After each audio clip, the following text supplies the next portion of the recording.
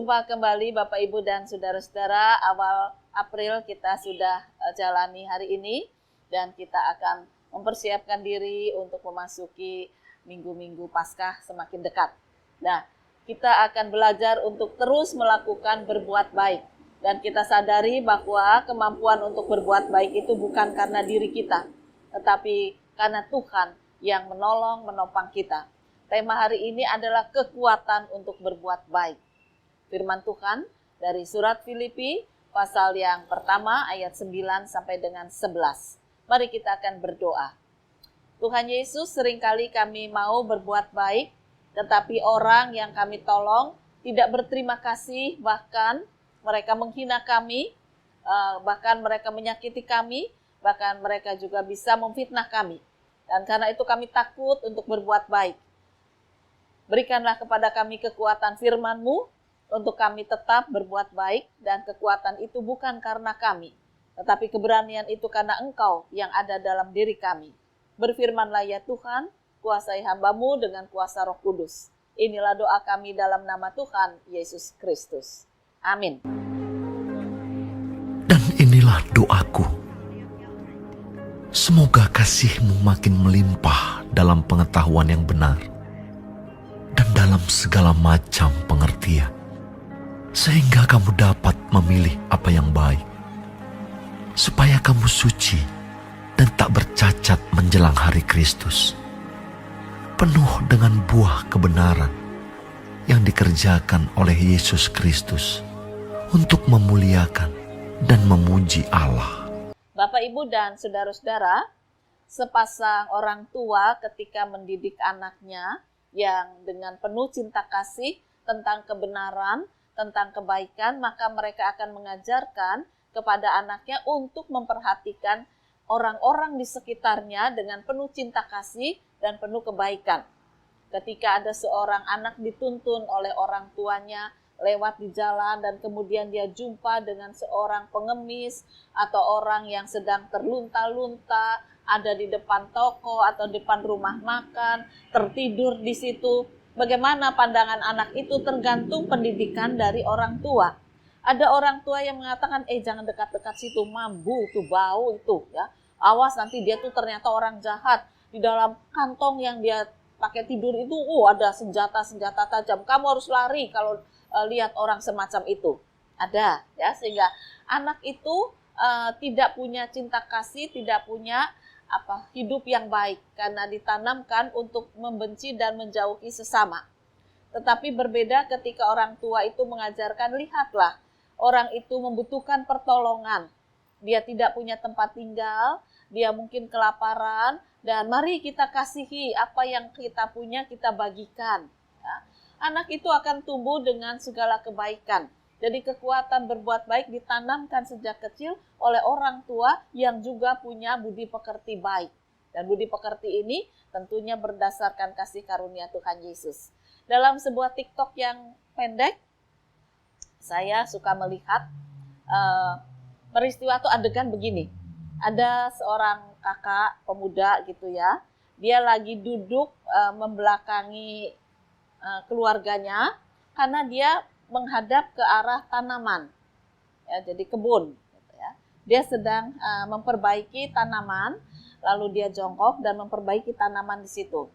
Tiba-tiba adiknya yang kecil itu datang dengan sepeda kecil. Lalu adiknya ini sengaja menabrak kakaknya. Jadi dia tahu bahwa arahnya ini lurus untuk menabrak kakaknya, tidak dibelokkan kanan atau tidak dibelokkan kiri. Sengaja ditabrakan. Ya, begitu ditabrakkan pada tubuh kakaknya kan jatuh terjungkal. Lalu kemudian adik kecil ini membanting sepedanya dan kemudian dia pura-pura jatuh sambil nangis. Lalu kakaknya berbalik dan lihat, adiknya juga jatuh gitu ya. Dipikirnya ini kecelakaan. Lalu adiknya dipeluk. Ini memang sebuah TikTok yang mungkin mau memperlihatkan kelucuan.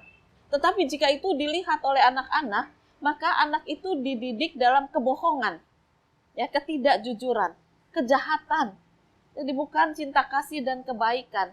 Nah, anak ini kalau terus-menerus hidup seperti itu tidak akan punya kekuatan untuk berbuat baik.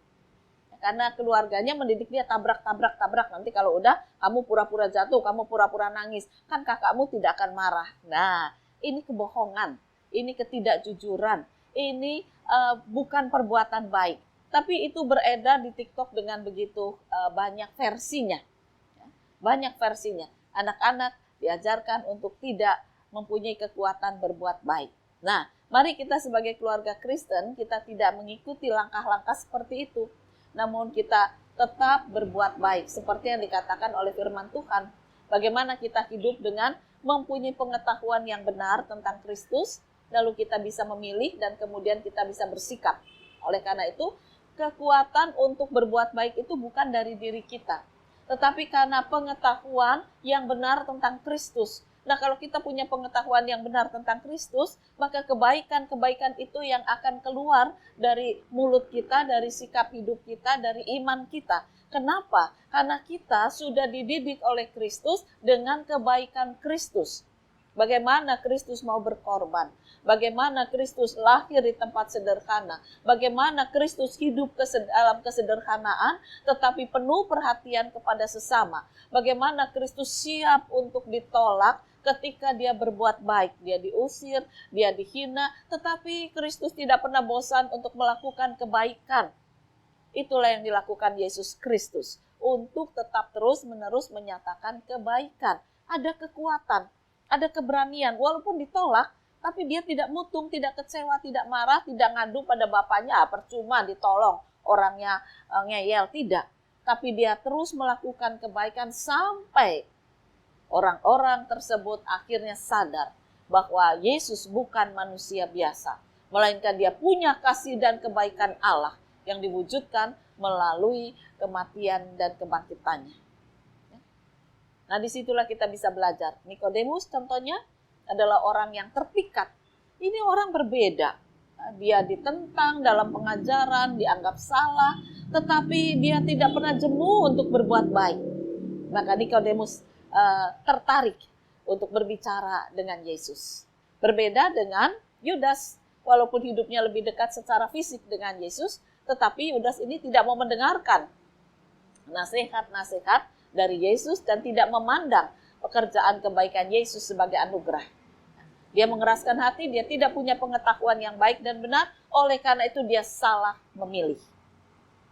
Akibat salah memilih tidak menghasilkan buah-buah kebaikan dan kehidupan. Dia mati konyol. Nah, ini dua contoh yang menarik.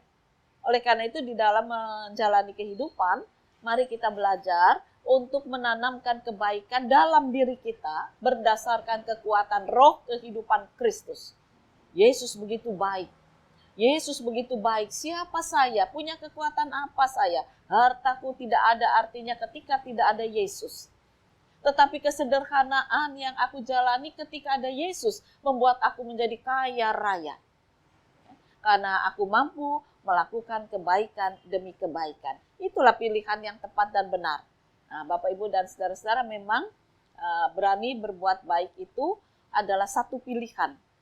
Karena mengandung resiko dan juga bisa ditolak, dan kemungkinan kita juga bisa mengalami kesedihan.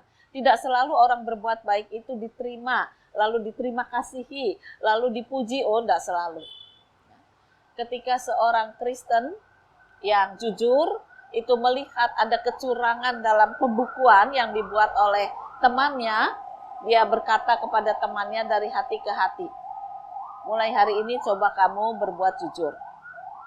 Karena mulai hari ini saya yang akan menjadi pendampingmu atau kepalamu. Saya tahu ada buku yang tidak cocok, ada kecurangan terjadi, dan saya akan tutup itu, lalu mulai sekarang kamu berbuatlah jujur dan baik. Karyawan itu tersinggung, marah. Wah, dia menjelek-jelekan pimpinan yang baru ini. Tetapi pimpinan yang baru ini dipilih oleh direktur, oleh direksi untuk tetap di situ, dipertahankan karena tahu bahwa orang ini orang jujur dan baik. Dengan kekuatan dari Tuhanlah, orang itu terus-menerus melakukan kebaikan, menawarkan.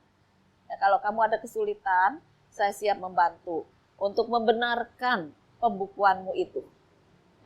Kalau kamu ada kesulitan, saya siap membantu, apapun itu. Akhirnya ketika memang tahun pajak tiba, ya ini sekarang banyak orang hitung-hitung pajak ya. Nah, kemudian yang tidak jujur ini mulai bingung bagaimana dia harus melakukan kejujuran karena selama ini dia bekerja dalam ketidakjujuran. Lalu pimpinannya itu mengatakan, datanglah padaku, aku siap menolong kamu. Akhirnya ya dia datang dan nangis di depan pimpinan ini mengatakan memang saya sudah tidak jujur. Lalu saya harus bagaimana? Baik, saya akan pertanggungjawabkan dalam arti mulai hitunganmu setelah saya ada, buatlah jujur. Buatlah yang baik, yang benar. Sebelum itu nanti kita cari jalan. Nah ini untuk memasuki pajak tahun ini kamu harus bisa melakukan dengan baik dan benar. Kekuatan untuk berbuat baik. Lalu ketika dia menghadap direksi, menghadap yang punya, ya, dan dia mengatakan apa adanya, wah marah direkturnya atau dewan direksi. Ya sudah, keluarkan saja. Dan kemudian orang ini mengatakan, jangan. Saya sudah berjanji akan melindungi dia. Saya akan mencoba menolong dia. Beri dia kesempatan. Saya akan mendampingi. Lalu kalau dia berbuat curang lagi, ya apa boleh buat, silahkan lepas. Tapi selama dia mau mengalami hidup baru, biarlah saya bantu dia. Ini orang yang tidak jemu berbuat baik. Pada awalnya ditolak, akhirnya diterima, ditolak oleh direksi untuk mengeluarkan orang ini, tapi orang ini berjuang untuk karyawan ini tetap di sana. Karena apa? Karena dia tahu karyawan ini tentu membutuhkan hasil, ya, gajinya. Kalau dikeluarkan begitu saja, ya tidak dapat hasil, lalu pembukuan ini berantakan. Oleh karena itu dia katakan, saya akan mendampingi. Saudara, orang ini berani mengambil satu keputusan untuk melakukan kebaikan karena dia punya roh Tuhan. Memang dia katakan, aku ngelembur-ngelembur, aku sempat bingung juga. Tetapi ketika akhirnya orang ini bisa mengambil sikap yang jujur, mengalami pertobatan, sukacitaku besar. Ketika aku datang pada Tuhan, aku berkata, Tuhan, aku bersyukur. Kekuatanmu engkau tanamkan dalam pribadiku. Sehingga aku bisa menolong seseorang untuk tidak sesat. Melainkan dia kembali pada jalan yang benar. Kekuatan untuk berbuat baik karena Tuhan menanamkan kebaikan. Nah, oleh karena itu, mari kita juga belajar untuk menanamkan Tuhan dalam diri kita. Nah, kebaikan Tuhan, firman Tuhan, kekudusannya untuk hidup bersama dengan kita. Itulah yang kita pegang. Bahwa saya tidak mampu berbuat baik, tapi karena Kristus ada, maka aku bisa berbuat baik. Kekuatan berbuat baik karena kebangkitan, kebaikan Kristus. Tuhan memberkati firman-Nya. Amin. Mari kembali kita akan berdoa. Ajarkan pada kami untuk hidup dalam kejujuran, bukan dalam kebohongan. Ajarkan pada kami untuk hidup saling mengasihi, bukan kebencian dan kemarahan. Ajarkan pada kami untuk melakukan kebaikan, bukan kejahatan. Ajarkan pada kami untuk jujur dan tidak curang. Supaya ketika kami melakukan kebaikan, maka kebaikan dari Kristus yang menjadi pedoman dasar hidup kami, boleh menggugah orang-orang di sekitar kami, untuk mereka juga mengalami pertobatan. Kiranya Tuhan menguatkan kami. Inilah doa kami dalam nama Tuhan Yesus Kristus. Amin.